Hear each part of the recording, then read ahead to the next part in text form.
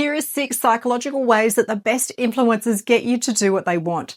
To be successful at this, you need to understand how human behavior actually works, because influence isn't about being persuasive, it's about being aligned with how people think. Let's start with commitment and consistency. People want to act in a way that's consistent with who they believe they are.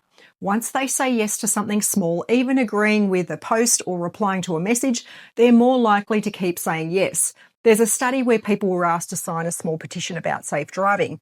Weeks later, those same people were 4 times more likely to agree to put a giant, ugly sign in their yard for the same cause. Why? Because once they'd taken a small stand, they wanted to stay consistent with that identity. If you want more yeses, start with micro commitments, tiny agreements that lead to bigger ones. Next is liking. We're naturally drawn to people we feel connected to, not just emotionally, but socially. Research shows we're more likely to be influenced by those who seem familiar, who reflect something about us.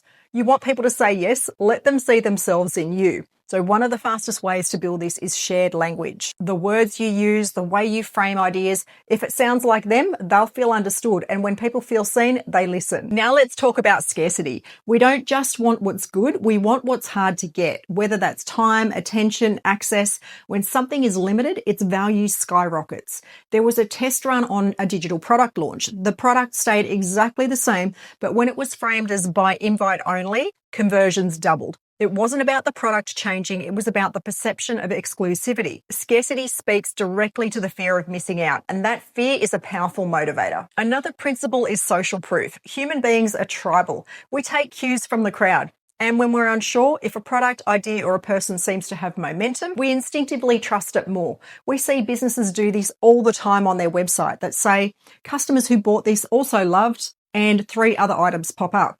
Sales for those items increase. Why? Because we assume if others like it, it's probably a smart choice. So if you're offering something, don't just say it's great, show that others think so too. Now let's shift to authority. People trust those who can show competence, not boasting and not dominating, but demonstrating competence. That might mean sharing a result, a case study, or even a lived experience. There's a psychological comfort in following someone who clearly knows what they're doing. Even subtle cues like posture, tone of voice, or how you answer questions can convey quiet authority. You don't need to be the loudest, you just need to be the most grounded. And finally, reciprocity. When you give something meaningful, people feel a natural urge to return the favor. This could be insight, clarity, kindness, or value of some kind.